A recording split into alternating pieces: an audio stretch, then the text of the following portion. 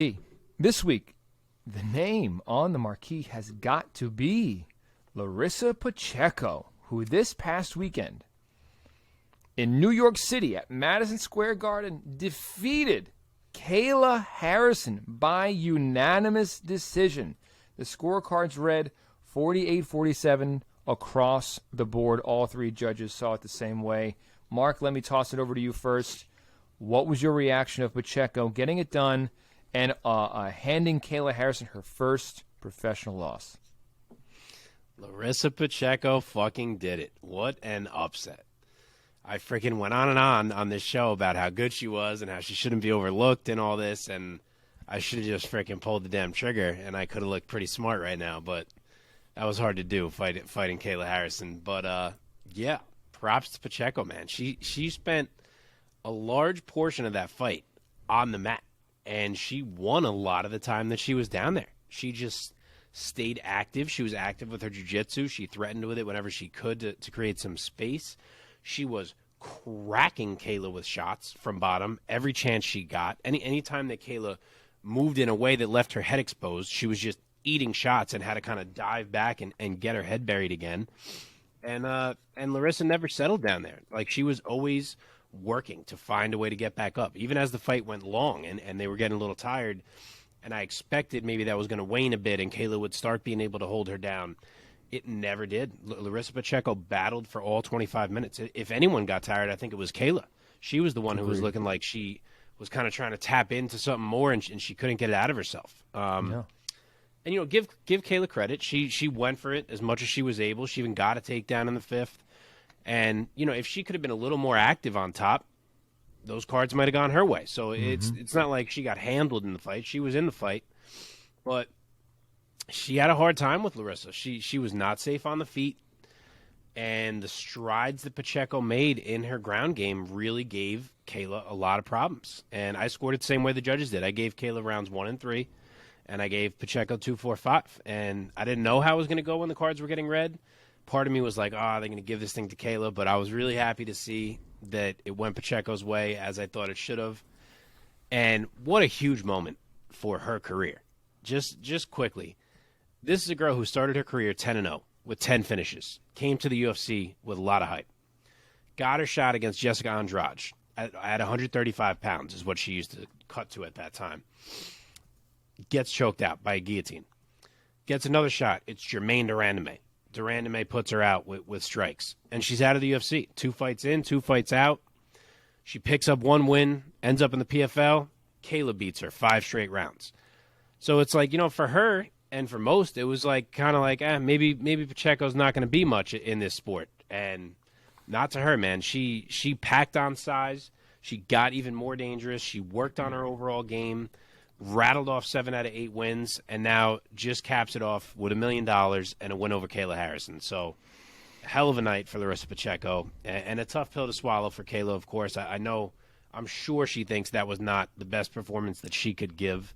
I don't think it looked like it was. But, hey, these things happen in MMA. It was not her night. You'd hope maybe it's something that's going to make her better as well going forward, and we'll see what happens next. Oh, Kayla Harrison, the 2-time Olympic gold medalist in judo, was seeking her 3rd PFL championship, headlining the card. And she faced Pacheco 2 previous times, besting her both times. What was your reaction to Pacheco, I guess, sort of getting the monkey off her back, getting over that hump and getting it done, defeating the Goliath of Kayla Harrison? I think for me, when we were watching Ronda Rousey and her run, the one thing that was, in my opinion, very obvious was her game was to get you down to the ground, get a flip out of you or whatever, and then attempt some kind of submission. Kayla Harrison's game is slightly different, but the objective, I think, is relatively the same, where she wants to get her hands on you, perform some kind of takedown, and then work her way to a submission. The problem with those games is that if you can stop one of those advances, then a lot of other things tend to get exposed. So for Ronda Rousey, when she was fighting Holly Holm, and she couldn't even grab onto Holly Holm, let alone take her down, Holly Holm was piecing that girl up. and it exposed a lot of her striking flaws and, you know, the infamous head movement and yada, yada, yada. Kayla Harrison at this point I thought was fairly similar because she didn't look as good as she normally did, she normally does, although this wasn't a complete trouncing as the Ronda Rousey one was. It's very different. But Kayla Harrison got stuffed many times. She got a couple of takedowns in there, especially in the first round. She hit a nice otogari. I think, what is it, otogari? Or shotogari? Sotogari. Sotogari. And it was beautiful. She got down on the ground, was able to control. But Pacheco, like Mark was saying, was fighting back, was threatening from the bottom, attacking from the bottom with heavy, heavy hands. I think the real thing, though, was when Pacheco was able to spend the majority of the rest of that fight fighting off Kayla Harrison's advances, it burned out Kayla Harrison, I think, but it also changed the momentum of the fight as well, because you saw Kayla Harrison stepping back, moving back, and Pacheco just stomping forward and stalking her for a good majority of that fight. I was really impressed with Pacheco. I don't know. This is, again, one of those performances where I don't know if it was Larissa Pacheco flipping a switch and finding a way to finally make that matchup make sense, or if it was something that Kayla Harrison was missing that night. Either way, Kayla Harrison looked really defeated by the end of that, because I think she knows she lost that fight. I don't think this is one of those, personally, I don't think this is one of those fights that was difficult to see who won that fight. As tough as the fight was, I thought it was very clear who won that fight. Personally, I had Kayla Harrison losing 4-1. I gave that, that third round? The third round to Pacheco as well. It was a close round, but I thought Pacheco did enough to be on top, and she was just more aggressive. I think there are arguments to be made for that. But either way, even if you give it the 3 rounds, I also thought that it was still very clear that she won that fight. So I give credit to Pacheco, man. She really gutted that fight out. She really fought to win against somebody who's beaten her twice, which I think, as we've seen recently, is sometimes a very big mental hump to overcome. So credit to her. And Kayla Harrison will be back. That woman is absolutely talented, physically phenomenal. There's no reason to think that she goes down from here. You know, it's a moment that she's got to take in. I'm sure it's not the first time she's ever lost something in her life, but it's going to sting, and I hope it motivates her and it doesn't defeat her. Guys, do you feel like, I mean, the parallel is there, you know, the last time there was an American real juggernaut in women's MMA was Ronda Rousey, who was also an Olympic medalist in judo. Something about this judo background, lightning has struck twice. Now, when Ronda lost to Holly Holm, it kind of just like shattered the aura of Ronda Rousey. Maybe I'm oversimplifying it for her journey, but there you have it. Now Kayla Harrison has suffered her first loss, tasted defeat for the first time as a professional. Do you think it's going to be a similar kind of a deal as Ronda, where other girls are going to be less intimidated by her? They're going to say, well, the aura is kind of gone, or the blueprint is out of how to beat her? Or do you think she's going to bounce back from this better than what happened with Rousey?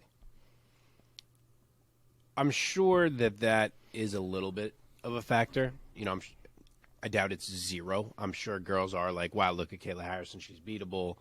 I bet I could do that too, so on and so on. That's just the nature of the sport. But I don't think the similarities are too much. I think Ronda really had this aura of invincibility that was shattered not only by a loss, but by a knockout where she looked bad. And I also don't think Ronda was necessarily like a grinder. Like, she was very much about the quick win. Kayla, sure, she had an aura of invincibility too, but it wasn't near the same as Ronda's, near the same buzz, hype, anything. She lost, but it's a close fight. It's a decision. It's not any knockout like that. And she grinds. Like, she's not someone who needs that, like, if I don't beat you in the first 2 minutes, right, you're going to get confident because you're like, wow, you're surviving. Like, she can beat you for 25 minutes if she has to. So I don't think it's quite the same type of thing. And I think she can make some small adjustments and win that fight. So I don't think it's on the same level necessarily. And I do expect Kayla to bounce back. Yeah. Not saying that she's ever going to like beat Cyborg or Amanda, which we were never sure of, and we don't know if she'll ever even fight those people. Yeah. But bounce back to possibly beat Pacheco, yeah, I could certainly see it. Mm-hmm. Mm-hmm. So in terms of where these ladies go from here, for now, we know the answer is that the season's over. That's how PFL is structured, which is super cool. Yeah. In terms I'm of curious, if we have to go through a whole nother season again, or if there are times like this one where the PFL will be like, all right, it's a big fight, let's just do number 4. Like, I'm curious to see how they decide to handle this. And I already saw today they're trying to still set up Kayla and Cyborg, so who knows? Oh, yeah, it's interesting. Yeah, were you gonna say, Omar? No, I was surprised they were trying to set up Kayla and Cyborg. I figured Pacheco would be the good fight to go down again. I mean, I know it's repetitive, but it's still very interesting because Kayla Harrison kind of got her both times, and now all of a sudden Pacheco seems to have found a way, and it's almost like, could she do it again? And PFL, unfortunately, especially when it comes to those heavier divisions, don't really have a ton of talent to really dip into the pool for that makes some of these fights really worthwhile. That's kind of been one of the biggest knocks on Kayla Harrison's career so far, is that she's fighting girls that are essentially unknown, girls that may not have the resume to necessarily put all these accolades next to your name about, all these quick finishes and et cetera, et cetera. But I think Larissa Pacheco has now proven that she's made a name for herself, that she's the real deal. So it's difficult to deny wanting to see two girls of that caliber go at it again. Yeah, absolutely. Women of that caliber. Sure. Ladies. So I'm looking at it right now. Apparently let's see, who is this guy? Don Davis. I don't know who he is. He's something, I guess, in charge of PFL. But he has offered $1 million to each of Kayla and Cyborg, plus another $2 million to the winner of the fight, plus the winner chooses a Rolls Royce. So basically, you win this fight, you get $3 million in a Rolls Royce. And a Rolls Royce. What? Biggest cash purse in history for female MMA. This was yesterday. Wow. And Cyborg responded and said she drives a Tesla and that she wants an 80-20 split. So it doesn't seem like we're close. Okay. I feel that. Then sell the Rolls Royce. I'm over the gas cars myself. I'd be like, give me something electric now. Just get out of here with that Rolls Royce. Okay, I'll take it. Yeah, right? Give it to me. Jeez, man. Wait, Cyborg wants an 80-20 split with Kayla? Yeah, apparently that's what. Oh, that fight's never gonna happen. No, certainly not at that. That fight's never gonna happen. 60-40 maybe happens. Maybe she's just trying to anchor.